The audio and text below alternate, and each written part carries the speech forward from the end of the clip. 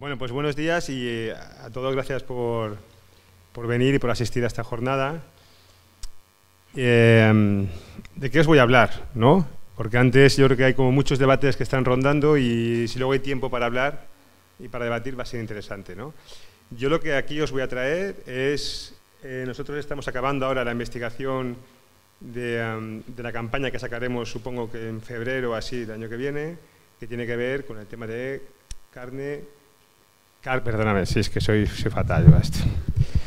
Carne, industria cárnica, además. Entonces, cuando voy a hablar ahora os voy a dar algunos datos avanzados, tanto no lo fusiléis para entendernos, que si no nos matan. Pero vamos a hablar sobre todo de industria cárnica. Y lo quiero diferenciar, ¿no? Porque antes Andoni hablaba. Nosotros diferenciamos claramente lo que es la ganadería que está ligada al derecho a la alimentación y a los territorios de lo que es una industria cárnica. Entonces tenemos muchos problemas, ahora lo vais a ver, pero uno de ellos importante, o el más importante, es el volumen, en todos los sentidos, ¿no? Es una burbuja, nosotros decimos incluso, le llamamos industria hipercárnica o España país cárnico o pigland, le podemos llamar a España, ¿no? Ahora vais a ver un poco la situación, ¿no? Para provocar un poco, ¿no? Pero la situación es grave y cuando vemos los datos lo son. ¿Qué ocurre? Que antes apuntaban bien, se da la paradoja de que ha aumentado una barbaridad la ganadería y el consumo de carne y de animales, pero por otro lado el modelo ligado a la alimentación y al territorio está desapareciendo, ¿no? Uno de los grandes productores de cerdo de España es Cataluña, ya lo sabéis, y en Cataluña menos del 10% de los productores de ganado tienen menos de 500 animales. Quiero decir, los pequeños están desapareciendo, ¿sí? Las dos paradojas, ¿no? Es un modelo que, como bien dice Andoni, se come al otro. Se come y se ha comido, ¿no? En buena parte, se ha comido. Bueno, empiezo con esto, ¿no? Con esas... Es larguísima, yo voy a pasar así las diapos corriendo, ¿eh? Pero lo importante para entender esto es cuando vemos un plato de carne, que antes está ahí la imagen del póster, ¿no? Que lo veis allí, veis la imagen de carne, del plato del filete, y un poco lo que voy a hacer es el traveling hacia atrás, ¿no? Y aquí cómo hemos llegado, ¿no? ¿Qué ha pasado en todo esto, ¿no? Para ahondar un poco el diagnóstico y ya nos metemos en el tema de salud. Lo que ha pasado es, hay que entender qué ha pasado en el mundo en los años 50, que es que los americanos encontraron qué hacer con la famosa torta de soya, ¿sí?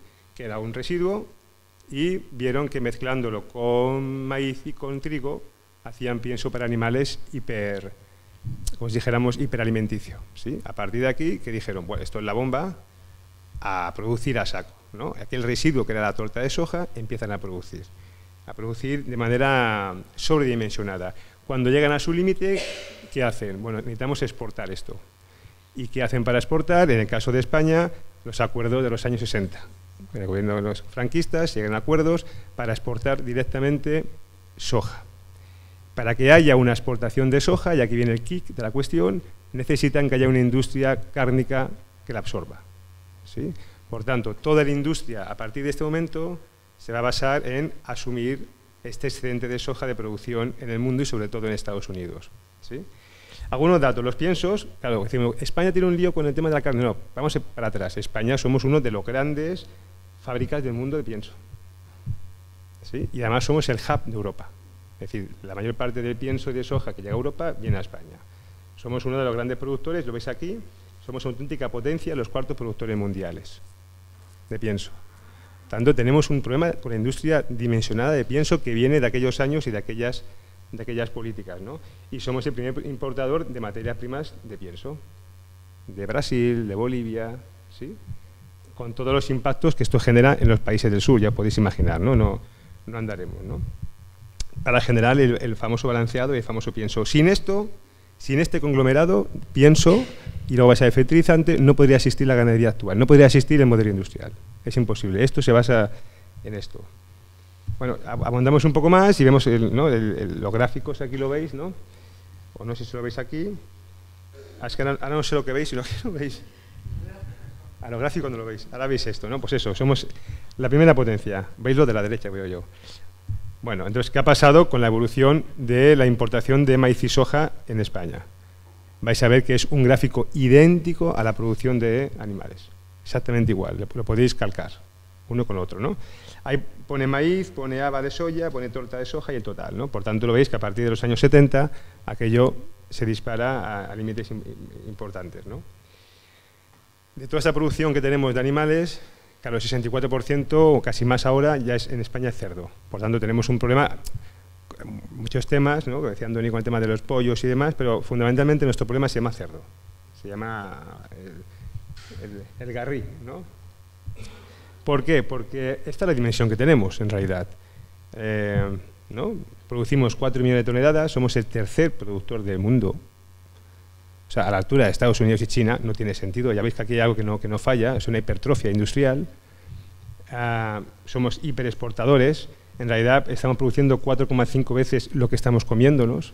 Por tanto, no tiene nada que ver ni con nuestra dieta, ni con nuestro consumo, ni con nuestro estilo de vida, ni con nada de nada. Es una industria exportadora, ¿sí? Que hace el ensamblaje con el tema de la soja.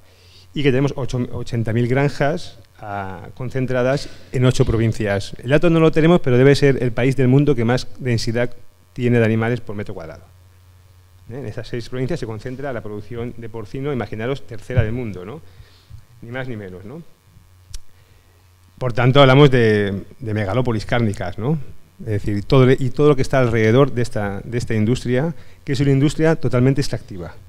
No me voy a meter en el tema de medio ambiente, que luego lo hablaréis, pero es una industria extractiva, ¿no? A todos los niveles, ¿no?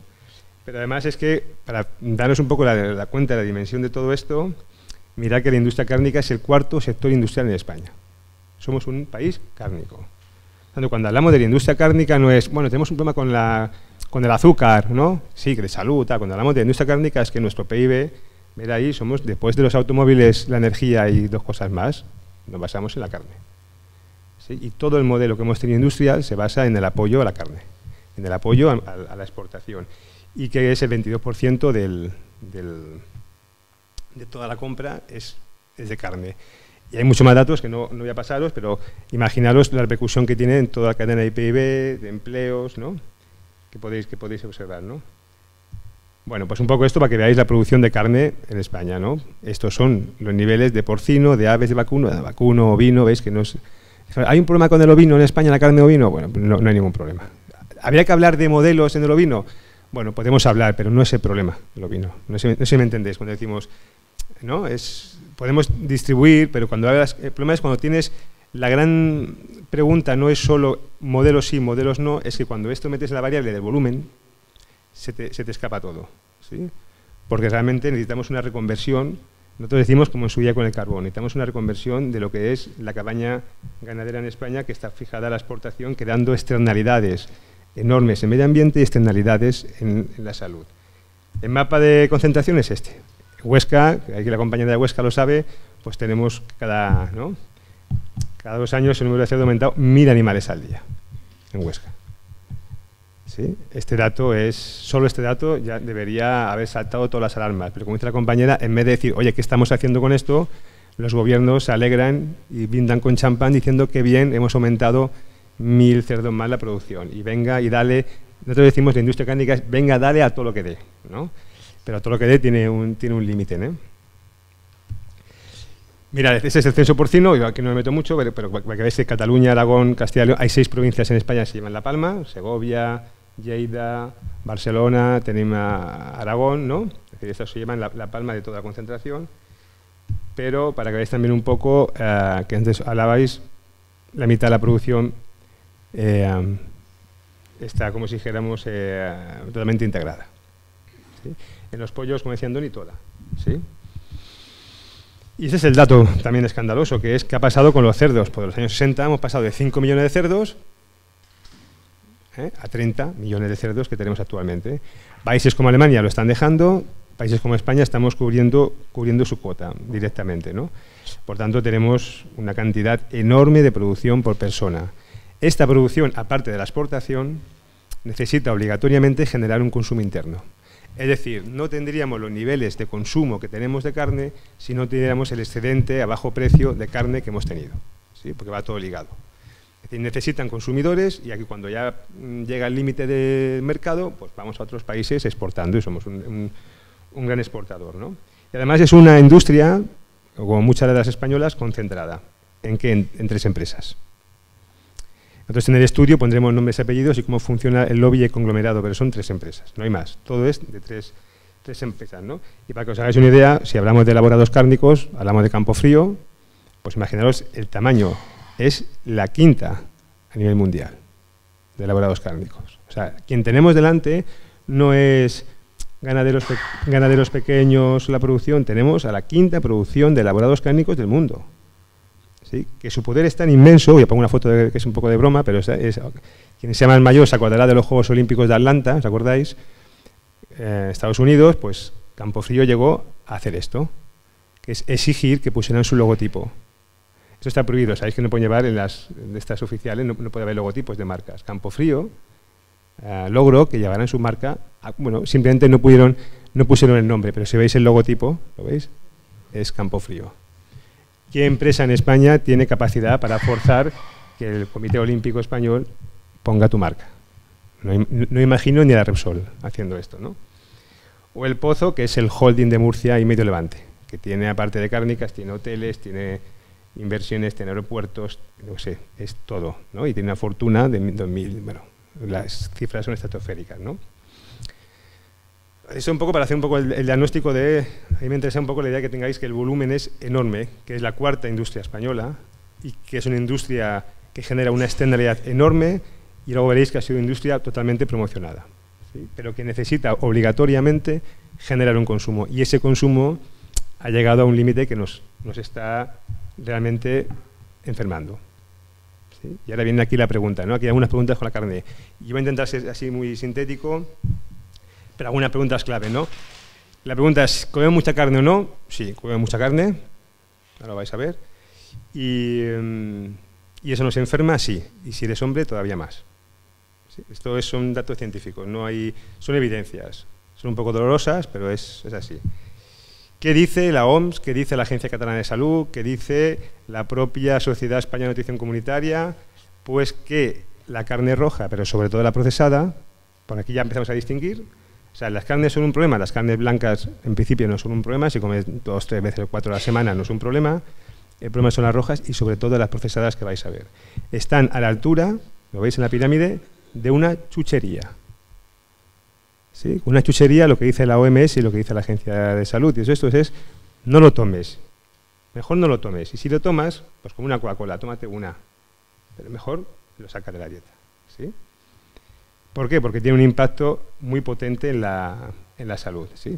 ¿Todas las carnes son iguales? ¿Es igual la roja que la procesada? No. Ahora vais a ver que la roja pues tiene unos como si dijéramos, unos límites de consumo que son más o menos aceptables. Aquí lo veis un poquito lo que se está comiendo, lo que se pide que se coma, ¿no? Y luego lo que estamos comiendo. ¿Qué estamos comiendo en España de carnes? ¿No? Y esta es la realidad.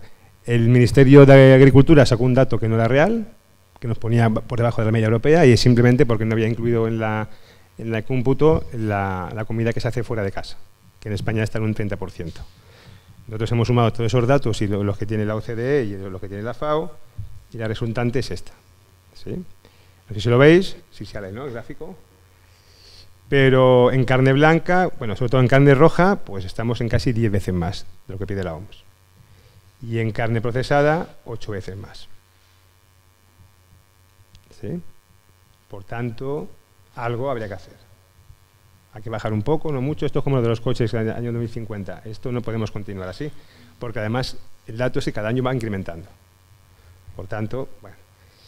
¿Y todos por igual? Pues no. Hay 2 cosas que tenemos que tener en cuenta. Los niños comen mucha carne, demasiada carne, 4 veces más. Sobre todo los niños, además, de elaborados cárnicos. Los adultos comemos más carne fresca, los niños carnes elaboradas, que luego veréis que son las peores. Por tanto, también aquí tenemos que decir, hay una población de especial protección, que además las estamos inflando a tal. Y también hay un sesgo de género en toda la comida, que tenemos un capítulo ahí muy interesante, que es quién come carne mucho más, y que aquí está asociado el consumo de carne a la masculinidad heteropatriarcal y poner todos los apellidos, ¿no? Comer carne bien, un filetón, un pum pum, es masculino, comer como un pajarito, verduritas y un poco de carne blanca es femenino, ¿sí? Eso está instalado así. y además poca cantidad, que no se note que he comido mucho. En cambio de los hombres, pues ya me como un filetaco, ¿no? lo que haga falta, un cachopo y tal, a ver si exploto, ¿no? Y incluso, claro, la industria lo sabe y juega con los colores, ¿lo veis? A los hombres, venga, Mega King, y a la mujer es una cosa rosa, pero que es jamón, también lo digo. Vale, hasta aquí más o menos lo que es el consumo, es decir, tenemos un consumo desaforado de carne. Pero, ¿qué tiene de malo esto de la carne, no? ¿Qué tiene y es danger, ¿no? Es decir, con la carne roja tenemos un problema distinto de la procesada, y son dos cosas importantes que tenemos que diferenciar. ¿Qué nos enferma, sobre todo, de las carnes? La grasa, la sal y los productos cancerígenos. ¿Sí? Sobre todo en la carne roja está presente la grasa y está presente la sal. También a veces el tema de cancerígenos, porque al hacer combustión, al cocinar la carne roja, se generan famosas aminas, que ese producto sabemos por la OMS que es cancerígeno, ¿sí? El problema es que la procesada tiene mucho más. Luego hacemos todas, ¿os parece? Sí, ahora voy. Me has dado el pie, ¿qué es esto? ¿Pero qué es carne roja, no? Los músculos de los mamíferos, en principio, los que tienen esa mioglobina, que es como para nuestra sangre, es carne roja. ¿Qué pasó con el cerdo? ¿Qué pasó? Que dicen, pues que dicen que es carne blanca. Interpor, que es la interprofesional del cerdo, que es un gran lobby del cerdo, se ha dedicado a decir a todo el mundo que es carne blanca en televisión, en pum. Nosotros hemos investigado y también haremos la denuncia, digo para que no lo sepáis, pues no es verdad, es carne roja. Pero ¿cómo lo ha hecho esto? Pues que lo dice la OMS, hasta esto de carne roja, lo digo, lo dice la OMS, lo dice la EFTA europea, es decir, todo el mundo, o sea, no hay duda científica que es carne roja, ¿sí? Pero ellos aprovecharon que en el año 2004 hubo un documento de promoción de consumo de carne de la Unión Europea que, por un error, no sabemos por qué, apareció cerdo como carne blanca. Ese documento existe, se agarraron allí y a partir de aquí, pero no es un documento científico, simplemente es un documento que decía, de promoción, para entendernos, y a partir de aquí han seguido utilizando ese reclamo y gastando millones y muchos de ellos a veces incluso campañas subvencionadas por dinero público, ¿no? Por tanto, el cerdo es una carne roja, sin ningún tipo de duda, ¿sí? Y es unas cosas que teníamos que desmontar. ¿Qué pasa con las carnes rojas? Y digo, ¿por qué es grave lo de la carne? Repito, hay un consumo, porque si no nos perdemos, hay un consumo saludable de carne. Carne blanca y carne roja. La cosa es el límite, 2 o 3 veces a la semana, ¿sí? Ese es el límite. Con la procesada no hay un consumo razonable, ¿sí? Ahora veréis por qué. ¿Por qué tiene esto, es importante la carne y por qué es tan peligrosa a veces? Por el tema de la grasa.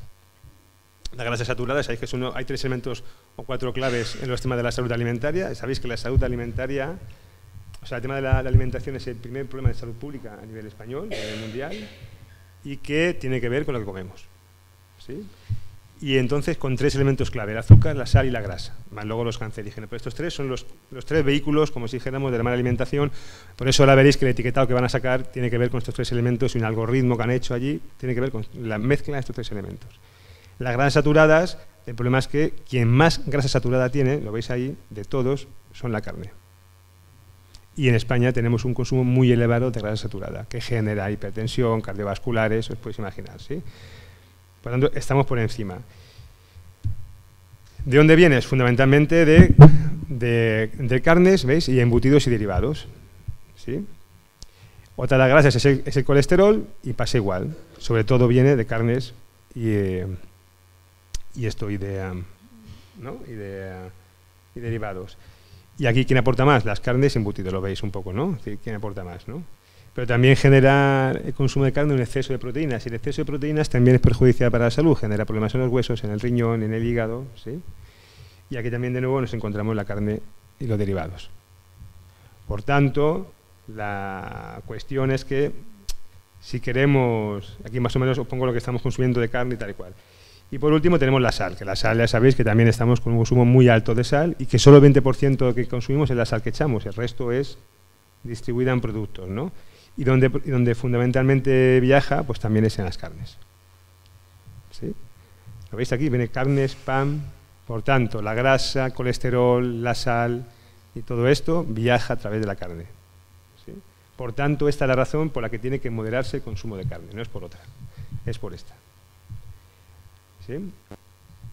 Ahora bien, cuando hablamos ahora ya, nos pasamos a las... Y aquí un consumo moderado de carne roja, en principio, no es problema. La OMS recomienda 2 o 3 veces por semana. ¿Sí? Como veis, estamos muy por encima de esto. O sea, vamos, estamos lejísimos de esto. Otra cosa es cuando hablamos ya de los elaborados cárnicos, que ya no es la carne fresca, ya son las embutidos, las salchichas, imaginaos todo el desparrame que hay de elaborados cárnicos. El gran lío que tenemos aquí, que nosotros decimos que es que esto no es carne, en realidad esto es nitrocarne. ¿Sí? Y nosotros decimos nitroindustria. ¿Sí? ¿Por qué? Porque se basa en los aditivos de nitrógeno. Todo esto tiene nitratos, nitritos y derivados nitrosos que lo que hacen es fundamentalmente dar color a la carne, le llaman los americanos le llaman el quick pink, ¿no? Le ponen ahí, reacciona con la carne, pero estos nitratos al cocinarse generan sustancias que son cancerígenas. ¿Qué dice la OMS? La OMS dice, para poner un poco los datos, y aquí lo veis un poco, lo que dice la OMS es, sabemos con ciencia, sabemos con evidencia que la carne procesada está ligada a la aparición del cáncer colorectal. ¿Sí? Esto es como el del tabaco, ¿eh? No es que te tomes una salchicha y vayas a enfermar, sino que tienes un riesgo. ¿Cuánto es el riesgo? Pues en el tabaco, los cánceres de pulmón, el 86% vienen provocados por el tabaco, pues los cánceres colorectales, el 21% viene por el tema de la carne. ¿Sí? Que es menor, pero no es nada desechable, que ese es el problema, ¿no? Claro, al poner este tipo de elementos en la carne, digo, en la combustión, generan elementos venenosos. En el caso de la carne roja, lo que dice la OMS es que lo más seguro, o sea, no tenemos la evidencia al 100%, pero sabemos que puede haber también elementos cancerígenos en la carne, ¿sí? Cuando se cocina. Lo que nos ha dicho es que está en el grupo 2, que es, hay evidencia, pero no podemos afirmarlo con la rotundidad que afirmamos que la carne procesada genera cáncer. ¿Sí? Lo otro es, probablemente, también porque hay una presión muy fuerte de estudios y de lo y demás, bueno, pues que queda ahí, ¿no? Pero esto lo sabemos. Y además lo de los nitritos no es nuevo, lo sabemos desde los años 70. ¿Sí? Los americanos ya dijeron que esto era una cosa a prohibir.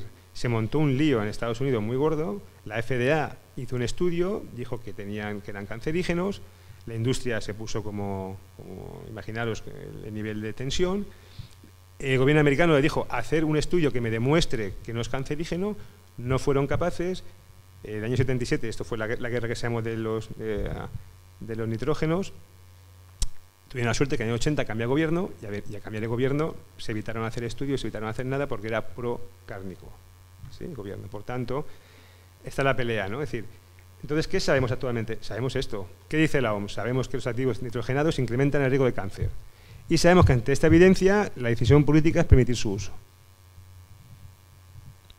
Por tanto, esto es la realidad, ¿eh? Es decir, esto podéis seros a documentación, en el estudio tendréis todos los informes colgados y tal, pero esto es la evidencia. Sabemos que esto genera cáncer, pero bueno, un poco nos da igual. Asumimos como resumen, ¿cuánto nos enferma? Pues esto, nos enferma que cada vez que estamos incrementando, pues mirar, como en España hemos incrementado, o sea, ¿cómo hemos incrementado el riesgo que tenemos en el consumo actual? Pues mirar todo esto, vamos incrementando. 50% en los temas cardiovasculares, en diabetes, ¿sí? Por tanto, decimos que en el Estado español habría 270.000 personas menos con dolencias cardiovasculares, habría 1,8 millones de personas menos con diabetes y casi 18.000 casos de cánceres colorectal. Por tanto, no es cualquier cosa cuando hablamos de qué pasa con las carnes, qué pasa con el sector cárnico. Por tanto, la respuesta es, ¿hay que disminuir el consumo de carne? Pues por salud pública, obligatoriamente, y no hay salida. ¿Sí? No hay salida.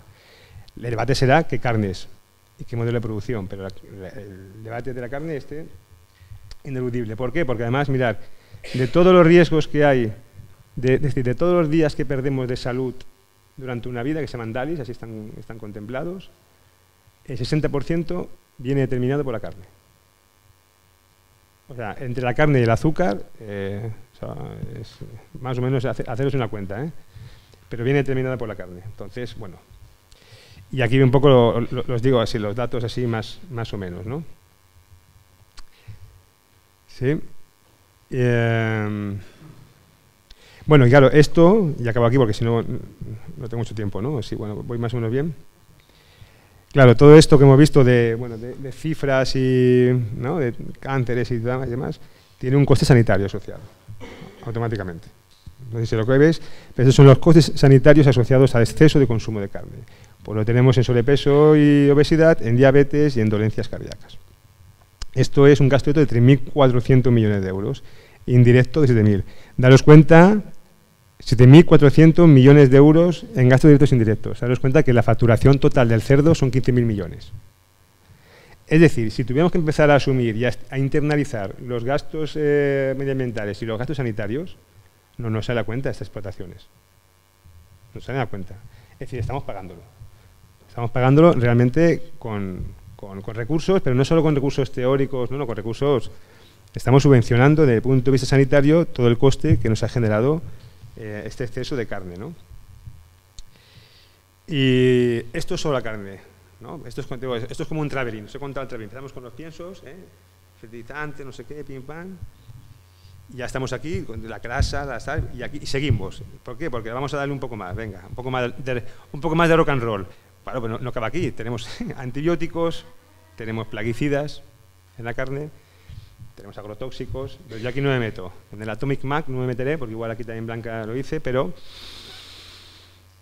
es lo que os digo, imaginaros, ¿no? Somos el rey absoluto de agrotóxicos en Europa. Sí, pero tiene sentido. No sé si lo veis. Eso es nuestro país. Somos el rey absoluto en Europa de consumo de agrotóxicos.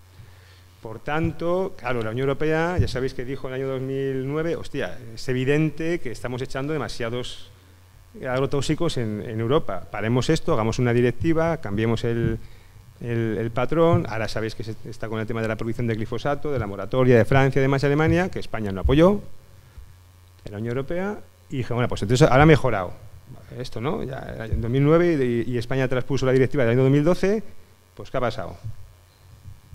Pues que ha subido. Por tanto, somos un país yonki de plaguicidas, para decirlo en, ¿no? Es decir, no nos vale. La cosa es imaginarse a uno por allí, ¿no? Dame algo, ¿no? Si tienes algo, ¿no? Pues es que consumimos mucha. Y ya veis que, claro, ¿dónde se va todo esto? Que por eso empezaba por los piensos. ¿Dónde se va todo esto? Fundamentalmente a lo que alimenta de manera barata a la ganadería industrial, que son los piensos. ¿Sí? ¿Lo veis? Es decir, ¿por qué es importante los plaguicidas y dónde van? Porque necesitamos una cantidad enorme de pienso barato y para eso está el plaguicida. Por tanto, está dentro de la carne. Es decir, no podemos desligar el tema del pienso del tema de la carne, porque es el mismo conglomerado, además incluso financiero. ¿Sí? Es decir, 28% se va allí. ¿No? Dice, bien, detrás del pienso consumido en el Estado español, 85% se destina a la producción de carne. ¿Sí? Por tanto, claro, quien está consumiendo realmente plaguicidas es el sector cárnico, porque es su gran consumidor. Y en antibióticos, pues ya la bomba, también, ¿no? Somos de los más de Europa, ¿no? También, campeones, ¿no?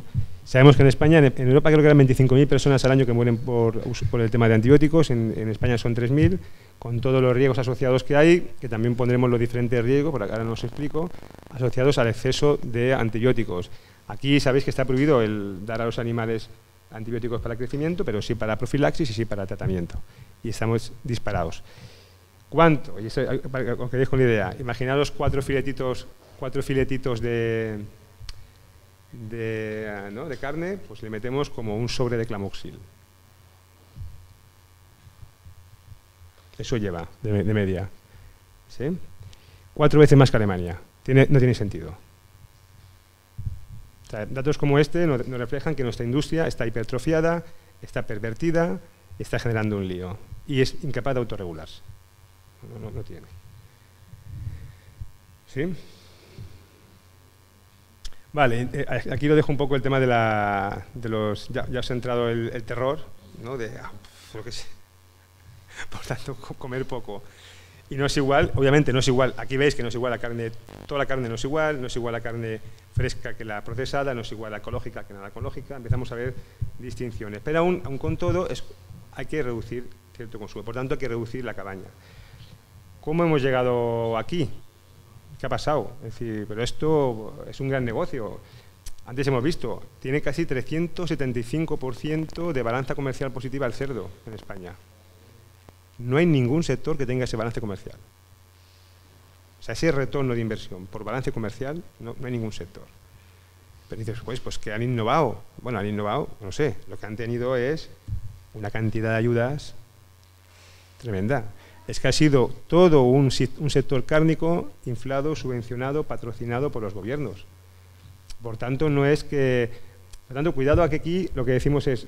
A mí a veces me da rabia este debate de dejar todo el peso de reconversión a los ganaderos. Pero si los ganaderos han visto arrastrados por una fuerza, ¿no? Desde la soja de Estados Unidos aquí, enorme. Es decir, y ahora vamos a dejar que al ganadero que está con una explotación que puede o no puede, que cambie todo el sistema. Es que no tiene sentido. ¿No? Yo lo veo. Es decir, hacen falta políticas y políticas radicales. Es decir, qué tipo de producción queremos, cuánta producción queremos, qué tipo de explotación, qué tipo de carga ganadera por territorio, cuántos son los límites de animales por granja, cuánto puede aguantar Huesca de granjas. Este es el debate. Ahora, si es intensiva, semi-intensiva o tal, quizás es lo de menos. Quizás es lo de menos. ¿Sí? Uno de los temas que ha dicho Antonio, para mí es clave, es un ganadero libre asociado al territorio y una pequeña explotación, porque lo que tenemos es que tenemos muchos animales, pero tenemos pocos ganaderos. Necesitamos más pequeñas granjas. Es que no hay problema que haya pequeñas granjas, como están, por ejemplo, reivindicando en Francia. Tenemos que descentralizar de alguna manera las granjas, porque esas granjas generan trabajo, porque esas granjas sí generan relación con el territorio.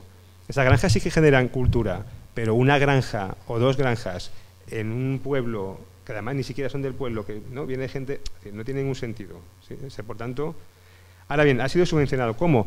Ahí ya sabéis que hay ayudas directas, que ahí ahora un poco lo pongo. En los últimos 10 años, directamente, 100.000 millones de euros en Europa, directos estos. Entre ellos, ahí veis la campaña del Pork Lover de Interpork, que sabéis que está por ahí en marcha, que se lo financia la Unión Europea y es un autobús por ahí por España y por Europa diciendo coma usted cerdo, casi sin conocimiento, ¿no?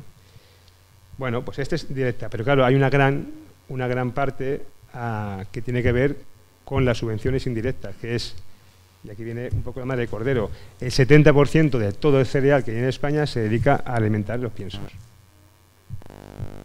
¿Sí?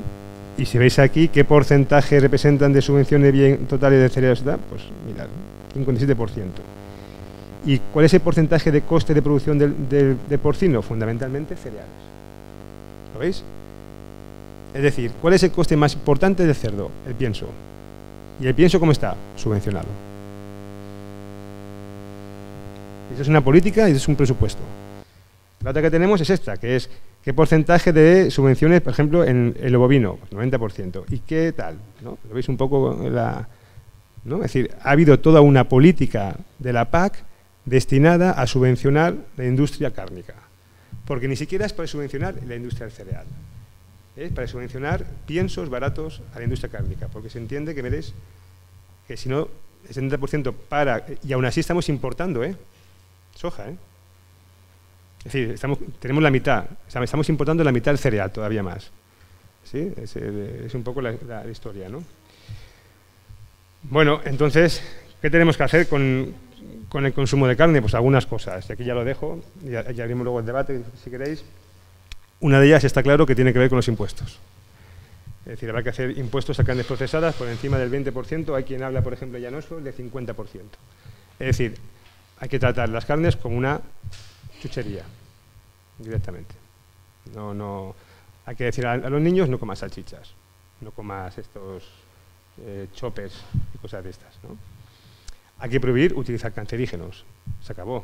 Se puede hacer carne sin nitratos, nitritos, ni nitrosas, ni tal. Es decir, hay que terminar con la nitrocarne, ¿no? Que es justamente su gran negocio.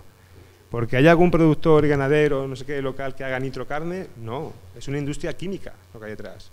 Es que ni siquiera ¿me entendéis? Es que ni siquiera es sector primario, es que es químico. O sea, aquí tienen sus elaboraciones tal y cual. Necesitamos clarificación y etiquetar los productos de manera distinta. Si una cosa es producto cárnico sucedáneo, lo decimos. Si una cosa es carne ecológica, lo decimos. Si una cosa es carne fresca local, lo decimos. Si es carne... O sea, hay que empezar a diferenciar la carne. Porque en el paquete de carne, que un poco decía Andoni, te va todo. Carne. Pero claro, al final, ¿quién pringa? Los pequeños. No, es que tu carne no es la mía. ¿Sí? Y dices, ya, pero es que mi carne... Yo tengo que elegir, a nivel de salud, puedo elegir entre carne saludable y no saludable, ¿no? Eco, no eco, para entendernos, o roja, no roja, o tal. Pero hay más criterios. Mirad, en Francia, por ejemplo, el criterio de compra más importante que hay ahora, que sacaron con el tema de la leche, es que fuera local. Que fuera local, que fuera el territorio. Es decir, si yo sé que este tipo de carne está aprovechando para mí, ¿no?, mi ecosistema, para mi territorio, tiene un valor. Ese valor tiene que de alguna manera, tiene que surgir. ¿Sí? Es decir, no es igual una carne que otra, no es igual y demás. Pero bueno, a eliminar las procesadas, obviamente, de los menús infantil y centros públicos, así como reducir la carne roja a lo que dice la OMS. Prohibir grandes explotaciones, impuestos, que esto ya lo veis, ambientales externos, y una definición de carga máxima ganadera por explotación y por territorio. Es decir, necesitamos una regulación. Necesitamos limitar esta industria y hacerla sostenible, porque por sí sola no va a ser sostenible. El otro día me hacía gracia, no sé si visteis con el tema de los coches, que les han puesto para 2050 cambiar de modelo, y decían los coches, pues no, motívanos, ya cambiaremos. Pero compañero, si tenéis una regulación y nos habéis engañado, es decir, ¿quién se va a creer que te vas a autorregular con estos datos, con un 400% de ROI? Nadie se lo va a creer. Tanto es el Estado que tiene la responsabilidad. ¿Sí? Y daros cuenta la importancia, y aquí lo dejo, cómo hemos llegado hasta aquí, qué pasa en España con la carne de salud, pues que el lobby es tan grande, y aquí lo dejo para el siguiente capítulo de la novela, que lo veréis el año que viene, es que todo el sistema sanitario de salud pública, como una parte de ella, de recomendación, está financiado por grandes corporaciones de la carne. Entre ellos, se veis Semergen, que es la Sociedad Española de Médicos de Familia, pues sacó una guía, Carne y Salud en Adulto, que decía algo así como que podíamos comer carne 7 o 8 veces más de lo que decía la OMS, y eso pues te dan un premio. ¿No? La industria, lo veis ahí, la industria, el premio Max, esto es el premio Carne y Castello. Bueno, pero es que luego sacan otra cosa, que es esta, que es, no sé si lo veis, la carne y salud en adolescentes. Y miren ustedes quién lo sacó, ¿verdad? Pues Coca-Cola, la FIAP, Interpork. ¿Sí? Esto en España sigue siendo legal y es una también de las cosas que vamos a pelear, que es el tema de clarificar todos los lobbies cárnicos y la industria sanitaria, ¿no? Así que eso es todo. Muchas gracias.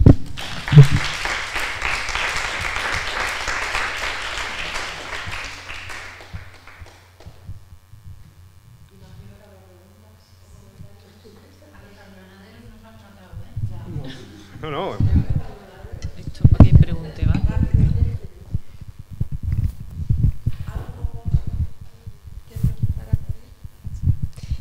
Pues primero, enhorabuena, me ha gustado mucho la ponencia. Y yo quería, bueno, más que preguntar, quería ampliar un poco, porque sí que yo creo que va un poco en sintonía con lo que dicen, que a los ganaderos los han matado. Quiero recalcar unas cosas que quizás son llamativas de lo que es la producción industrial. Y no hablo de macrogranjas, hablo de producción industrial, independientemente del número de ganado que tengan allí. Por ejemplo, ahora mismo las intoxicaciones alimentarias más importantes son, en cuanto a factores biológicos, no me meto en plaguicidas y demás, son Salmonella y Campylobacter. Ambas son bacterias fecales que habitualmente se transmiten por la carne en el matadero. Y me llama la atención porque normalmente los mataderos, al estar dentro de producciones integradas, también pues los derechos de los trabajadores pues brillan por su ausencia, muchas veces funcionan como falsas cooperativas, hay contaminaciones, hay muchas prisas, entonces al final ocurren estas cosas. Y siempre nos han metido, Dios mío, los huevos transmiten salmonela, tal. No, o sea, la principal fuente de salmonelosis actual en España en las personas es la carne de cerdo. O sea, y eso al final es culpa de la producción intensiva, de las prisas, de la contaminación, de que los animales llegan a mataderos llenos de heces, literalmente, porque son producciones totalmente, vamos, aberrantes. Y por otro lado también comentar lo de los antibióticos, que está muy bien porque, claro, evidentemente no se les permite desde los años 70 por ahí dar antibióticos como promotores de crecimiento a los animales, pero ahora tenemos los límites máximos de residuos, que es una cantidad que se considera, según no sé quién, o según la Unión Europea, la EFSA, que es segura para consumir. O sea, son residuos de antibióticos que legalmente nos podemos estar comiendo, y de antibióticos y de cualquier otro medicamento. Entonces, en producción intensiva, evidentemente hay un uso de medicamentos muchísimo más elevado que en producciones extensivas, porque son razas mucho más seleccionadas genéticamente, mucho más productivas y con un sistema inmune, tanto por sus características de selección como por el entorno en el que viven, muchísimo más delicado que las que tienen en producción extensiva. Entonces, yo creo que estas problemáticas también ocurren en toda la carne. Es cierto que tenemos que regular el consumo de carne en general, pero son mucho más importantes en lo que es la producción intensiva, por supuesto. Entonces, pues bueno, quería un poco ampliar un poquito eso y pues ya está. Y que me ha gustado mucho.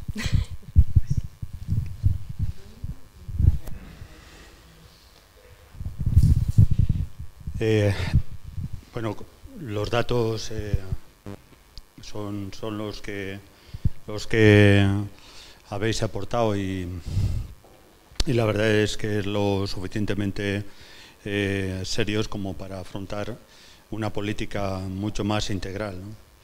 Y realmente cuando estamos hablando de la producción de alimentos hay que hablar de la producción de alimentos para una dieta sana, y tenemos que hablar necesariamente de cómo se produce, ¿no?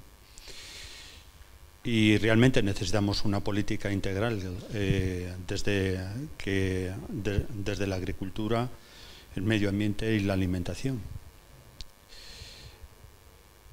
Eso no lo tenemos hoy, es muy claro, no está sobre la mesa y hay responsabilidades claras desde el mundo de la política, más allá de las propias responsabilidades del sector.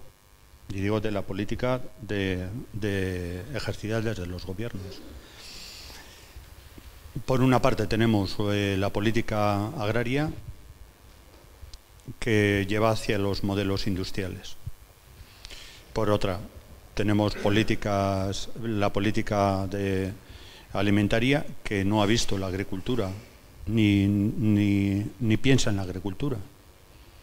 Y son mundos que van por separados. Y realmente necesitamos que esto vaya de la mano de una política integral. Pero, escuchando, la reacción que ha expresado Charo es la misma que expreso. Realmente hay sin esa política y sin un cambio político, no podemos evitar sentir que, aunque no representemos modelos que no queremos, todo esto nos pueda llevar también al mismo tiempo por delante, sabiendo que hay que afrontar eso, sabiendo que se tiene que afrontar, que no es posible eludirlo. No podemos evitar sentir que si no hay una política de verdad que afronte esto, el mismo debate nos lleve por delante. Y esto es así, es un sentimiento. Yo no podríamos sumar todo. Y respecto de la exposición, no sumaría en el tema de la PAC, que es mucho más debatible. La argumentación que habéis aportado es bastante más debatible. No enfocaría que las ayudas de la PAC, la crítica a las ayudas de la PAC tal cual se ha presentado, las ayudas de la PAC es absolutamente criticable cómo están distribuidas. Pero realmente también cuando estamos hablando de las ayudas ligadas a la producción de cereales, estamos manteniendo territorio y no necesariamente hay que verlo, porque al final producir cereales va para una producción también para la ganadería, y situar ahí responsabilidades ahí pues podemos mañana decir que desaparezcan todas las ayudas a los cereales y tenemos un problema importante respecto de lo que significa mantenimiento del territorio. Otra cosa es qué producción ganadera tiene que haber y qué consumos tiene que haber. Lo mismo, si hablamos de la crítica a las ayudas directas, al final es las ayudas que directamente van a pagar algo que significa producir. Luego debate de nuevo qué se produce, pero son las únicas que están ligadas a producir y que haya alguien produciendo. Porque lo otro no se exige, las ayudas desacopladas no se exige necesariamente que haya producción. Con lo cual también tiene mucho más debate el mundo de las ayudas. Y ojalá, antes preguntó Luis sobre la PAC, a pesar de que quien impone los modelos sea el mercado, la liberalización, la desregulación, ojalá las ayudas de la PAC supusieran una evolución, un proceso de cambio en el sector ganadero y en el sector agrícola en general. Pero todo eso, ojalá también estuviera ligado a una política ambiental y a una política alimentaria, por supuesto que a la política de desarrollo rural, y esto no lo encontramos. Esto no es algo que está ahí, por lo tanto, la verdad es que nos sentimos amenazados a veces y también por todo esto, y a veces, por desgracia, refugiados donde no nos tenemos que refugiar. O sea, refugiados en la industria con cuyos intereses que son precisamente los que nos quitan por delante. Y el refugio debiera de ser una sociedad, las organizaciones de una sociedad rica y organizada, y unas políticas integrales que realmente protejan un modelo. Pero esto hoy por hoy no está.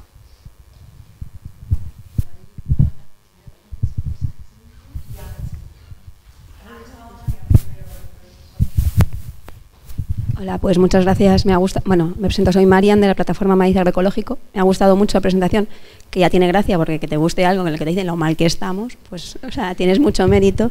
Y mi pregunta va porque yo trabajo en temas de ordenación territorial y me gustaría saber, has dicho prohibir las grandes explotaciones. ¿A quién le corresponde? O sea, ¿quién puede? O sea, lo ideal sería el Estado, como eso no va a hacer. ¿A qué nivel se puede llegar a prohibir las grandes explotaciones? Y lo otro, definir las cargas máximas ganaderas por explotación y territorio. Lo mismo, ¿tenéis algún avance, o sea, de cómo valorar, de cómo hacer valores de referencia, estándares para aplicar y en qué niveles se pueden aplicar? O sea, yo creo mucho en la planificación, la ordenación del territorio, y si ahí hay un campo en el que trabajar, de plantear, o sea, que si tenemos que construir otro modelo, además de las políticas y del dinero, hacen falta planes físicos, planes que lo lleven a dónde suceden las cosas. Gracias.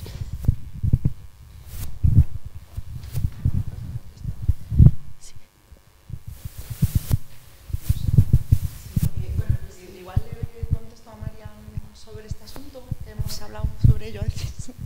Bueno, en realidad no tenemos un cálculo hecho, ni creemos que sea responsabilidad, desde luego, de la sociedad civil el calcular y el investigar cuál es el número máximo de animales por un territorio. Teniendo en cuenta la complejidad del debate y las diferentes actores y sensibilidades implicadas, pues creo que es solamente llegar a este consenso, ¿no?, de es imprescindible limitar el número de animales por explotación o por nave y por territorio, creo que ya nos hace avanzar, ¿no? Ahora, ¿a quién corresponde hacer eso? Corresponde al Estado. O sea, no tenemos la capacidad de hacerlo. ¿Cómo ha sucedido en Alemania, por ejemplo? Porque van un poco por delante y ya han empezado el decrecimiento, ¿no?, del sistema, aunque llamarlo decrecimiento es un poco atrevido. O sea, han empezado a racionalizar mínimamente su sector ganadero hipertrofiado. Pues ahí evidentemente ha sido la investigación, ¿no? Ha sido la ciencia quien ha echado las cuentas de cuál sería la carga ganadera apropiada, y pasó una cosa muy interesante en Alemania hace 2 años en las elecciones. Y es que una entidad científica independiente que hace informes habitualmente al Ministerio de Medio Ambiente y al Gobierno en general hizo una investigación sobre cuáles eran los impactos y también incluía la sensibilidad social ante la ganadería industrial en Alemania, que es inmensa, ¿no? La conclusión de este informe científico era que se tenía que reducir, y creo que hasta daba cifras, y lo que me parece más interesante es que fueron unas elecciones complicadas, todo es complicado últimamente en Alemania por lo visto, y eso fue un documento de consenso. Todos los partidos que se presentaban a las elecciones y luego en las múltiples negociaciones que hubo que hacer para pactar un gobierno, esto formaba parte de la agenda de todos los partidos. Para mí es un ejemplo que me hace pensar cómo podría ser esto, ¿no? Pues necesitamos muchos datos y mucha información, que es la responsabilidad del Estado hacerlo, y necesitamos el compromiso de todos los partidos políticos de el plan objetivo que resulte, la planificación que resulte, llevarla a cabo. Esto es lo que yo sé de este asunto.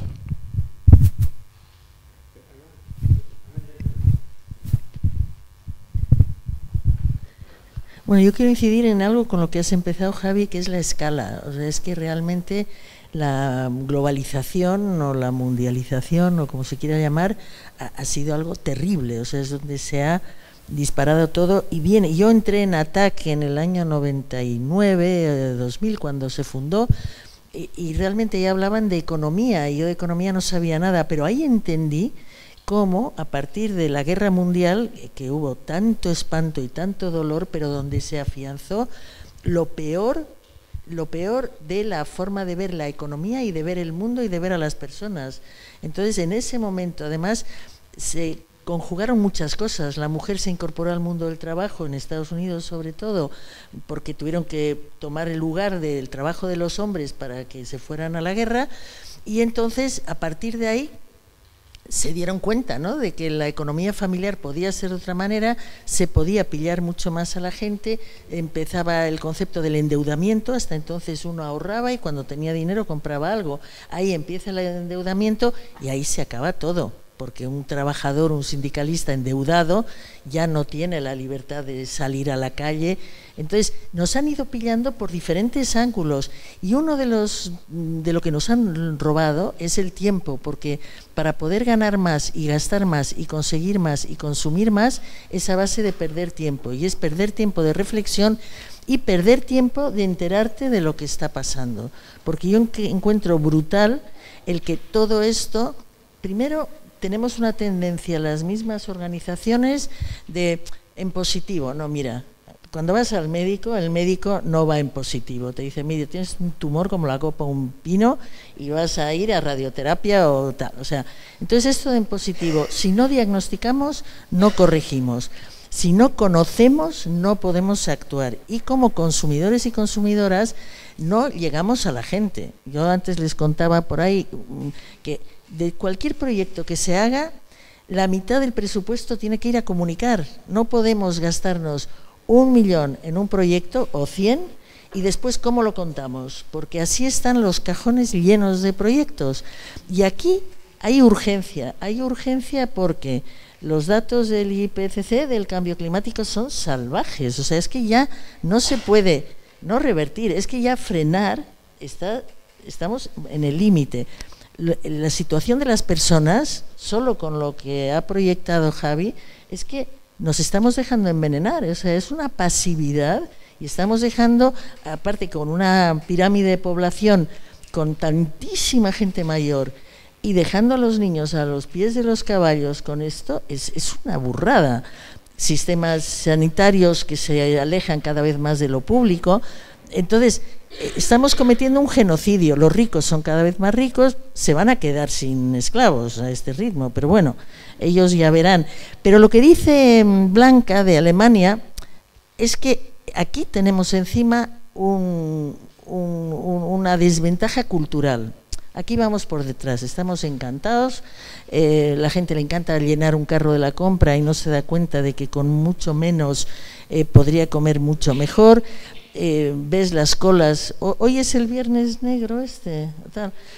Es hoy, ¿no? Un día, o el que viene. Bueno, pues está todo el mundo hablando, ¿no? Casi nos perdemos el Black Friday, ¿eh? Pero por eso la gente está hablando de esto y dices, os conozco. Y entonces la gente quiere tener 3 pares de pantalones malos que les van a durar poco tiempo. Entonces es un consumir y no pararse a pensar en prioridades y en el futuro. Y en Alemania sí que hay una cultura medioambiental un poco mayor, son más austeros en su forma de vida cotidiana. Aquí es un desastre. Tú miras el carro del de al lado cuando compras o vas a una tienda y es muy fuerte. El que compra lo compra todo. Entonces, ¿dónde falla el tema? En el nivel, en la poca pedagogía que hacemos con políticos y con técnicos, que son los que saben. Yo el otro día me senté con la alta comisionada de la Agenda 2030, no sé si la conocéis a alguien, es una tipa estupenda, y me preguntó, ¿cómo es la gente que tú conoces? Y le hablé de todos vosotros. Dije, hombre, está blanca que no sabes cómo es. Pero más o menos le dije así, digo, hay gente tan buena pensando, haciendo cosas, y entonces entusiasmada, quería hacer un montón de cosas porque me decía, no sabemos nada. Y yo le contaba de las macrogranjas, lo conté de todo, de lo que ven los niños en internet, porque sabéis que estoy en muchos sitios. Le conté de todos los dramas que están ocurriendo en todas partes, de qué pasa con el comercio justo, de qué pasa con la RSC y el estudio que se hace de las empresas del IBEX cada año, lo que están haciendo y lo que está pasando. Y ella misma decía, es que cada uno hemos vivido en nuestro mundo y no sabemos lo que pasa en el de al lado. Entonces se ha compartimentado el conocimiento tanto que ahora el gran reto es que os voy a sentar con la comisionada, hemos organizado un acto que os vais a sentar todos para debatir qué está pasando y cómo podríamos salir de ahí, porque hay un marco ahora, el de Naciones Unidas de los Objetivos de Desarrollo Sostenible, es un buen marco para ir encajando cosas y poniendo firmes a los pésimos técnicos y pésimos políticos, los hay buenos, pero a los pésimos, que son muchos, decirles, oye, ya está bien, ¿no? Porque están jugando a un juego que ya no es real. Y para nuestros amigos y queridos ganaderos y agricultores que funcionan como tiene que ser, que nos están cuidando el territorio, que nos dan de comer y que enfrían el planeta y todas estas cosas, lo macro va a caer. Cuando el gran cataclismo del meteorito, cayeron los dinosaurios y siguieron las cucarachas. O sea que yo creo que seguiremos las cucarachas y veremos caer a los dinosaurios que están cayendo,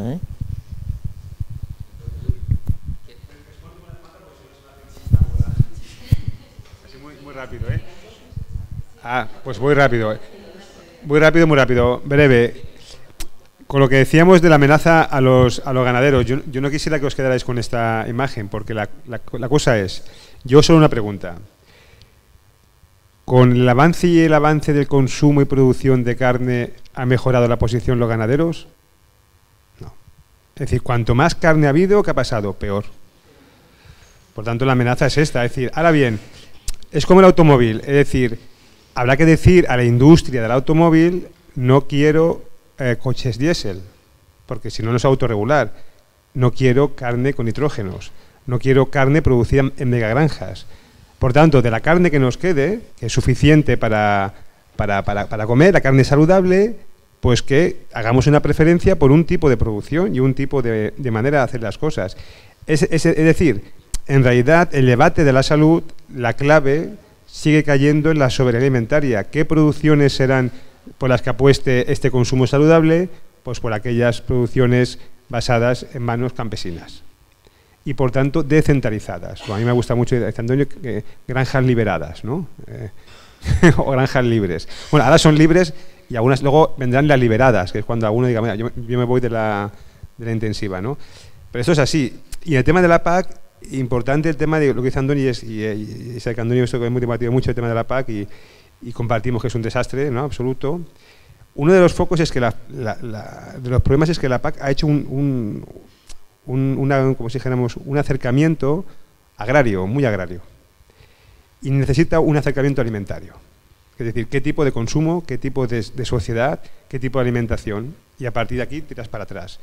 Cuando decimos al final es, ya, pero es que si me cargo la subvención al cereal, me cargo el territorio, no, depende, si metemos subvenciones a leguminosas, por ejemplo, una cosa que hace la carne es que tiene un efecto que cuando tú aumentas el consumo de carne, que te lo he dicho, no es solo que tú tengas más grasa, sino que sustituyes el aporte, por ejemplo, de proteínas y grasas buenas. Y en el campo eso se traduce en lo mismo. Es decir, es comer más garbanzos y más lentejas y menos filetes. ¿Eso qué haría? ¿Una reconversión en el campo? Sí, pero no pasa nada. Es decir, que en realidad se trata de una reconversión, pero que tiene que ser muy regulada. Yo un poco lo que quiero dejar la idea es, ni siquiera desde la preferencia al consumo. Tiene que haber una regulación pública y una intervención pública en un sector hipertrofiado tan grande como este, porque solo por el consumo, porque ¿qué nos pasa? Que la gran mayoría de consumidores de carnes procesadas y carnes de baja calidad son personas con menos recursos. Por tanto, si no atacamos claramente que hay un sistema y hay una administración pública, acabaremos poniendo la brecha más en los pequeños ganaderos y en la gente popular que no puede pagarse la carne. Por tanto, ¿qué necesitamos? Pues, oye, yo quiero tener acceso a esa carne. Yo quiero que en el menú escolar de mi hijo, si hay 2 o 3 veces carne, sea de una granja como las de Andoni. No quiero que venga de una mega granja. ¿Y eso se puede regular? Pues se puede regular. Por ejemplo, ahora se ha abierto un debate muy raro con el tema del Nutri-Score, de las etiquetas, que han entrado en pánico los del aceite. Porque el aceite lo ponen a nivel como si fuese una Coca-Cola, ¿no? de salud. Claro, el aceite es grasa. Desde el punto de vista nutricional es grasa, por tanto no te puedes echar mucha grasa. ¿Quiere decir que sea malo el aceite vegetal? No, tiene elementos buenos. Ahora bien, lo que tienes que hacer, como muchos países, es hacer una excepcionalidad. Es decir, oye, yo sí considero esto sano. Yo considero el aceite vegetal de oliva virgen sano, pues lo pones como sano y ya está. Porque al final es un consenso político.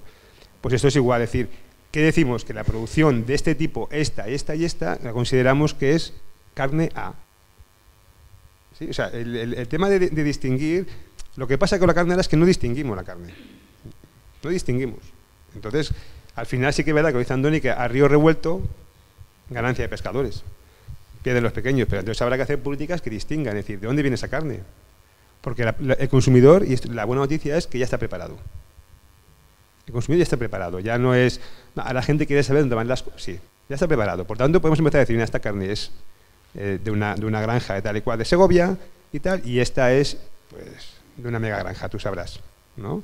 Y se puede etiquetar. Por tanto, esa parte la teníamos. Con lo que decía la compañera, hay estudios, yo ahora no me lo sé de memoria, pero hay algunos estudios que te definen, sobre todo por lo que consume de pienso y el tema de aguas y el tema de residuos. Ahí hay unos máximos. Nosotros hemos estado mirando algún estudio, sobre todo muy ligados a la ganadería extensiva, pero hay estudios y también depende tienes que hacerlo por qué tipo de territorio. O sea, no te vale una hectárea igual de Vizcaya que una de Palencia, ¿no?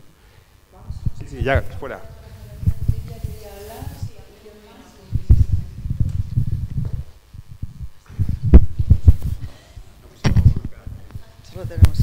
Solo un pequeño apunte, lo comentaba antes con Rosa. Bueno, yo pertenezco a uno de los movimientos vecinales de un pueblo de Toledo y uno de los contra las macrogranjas de porcino y demás. Y una de las, en nuestro caso, la presión social hizo que el Ayuntamiento de Talavera de la Reina hiciera una moratoria. O sea, estamos en la fase de moratoria de que no se puede instalar ningún tipo de granja hasta que no se cambie la legislación local o municipal, por decirlo de alguna manera. ¿Cuál ha sido el paso que ha dado Talavera? Pues ha pedido a la Universidad de Castilla-La Mancha un estudio para ver qué tipo o hasta dónde está el límite de la carga ganadera que se puede permitir en ese municipio. ¿Cuál es nuestra alerta? ¿Quién va a pagar ese estudio? ¿Quién es el que paga el estudio a la Universidad de Castilla-La Mancha?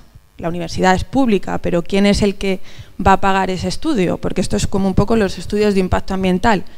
Yo te pago, pero quiero que me des un estudio que tenga un favorable o que no. Entonces, está bien pedir legislaciones locales que sean apoyadas con estudios, pero ¿quién hace ese estudio? ¿Y quién paga esos estudios?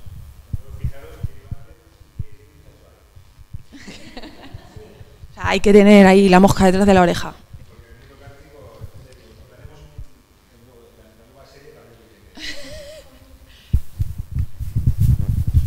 Muy rápido, si no se nos va el tiempo. Primero, es un encanto escucharte siempre, Javier, y como decían antes, ¿no? Incluso para oír la cruda realidad en otra boca, ¿no?